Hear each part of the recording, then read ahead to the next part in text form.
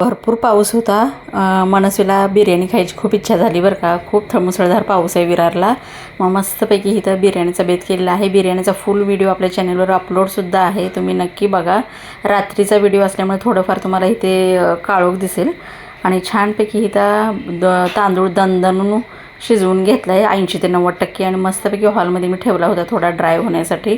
आणि ते मटणसुद्धा देशी कोंबडी घेतली बरं का. यावेळेस चिकन नाही घेतलं, देशी कोंबडीचं करून बघूया, कारण देशी कोंबडी चवीला चांगली असते जास्त.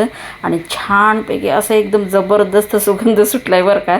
कारण बरेच दिवस झाले होते बिर्याणी मी केली नव्हती आणि मनस्वी बिर्याणीमुळेच चिकन खायला लागली, कारण मनस्वीला चिकन अजिबात आवडत नाही.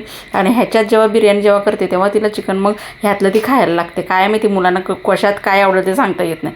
चल बाबा ह्याच्यात तर ह्याच्यात खाते म्हणून हिच्यासाठी मी बिर्याणी करते. पण बिर्याणीचा भरपूर ताप आहे आणि वेळसुद्धा भरपूर लागतो. लेकरं खातात म्हणले की आईला वेळ आणि काळ काय सुचत नाही बरं का. चला सबस्क्राईब करा.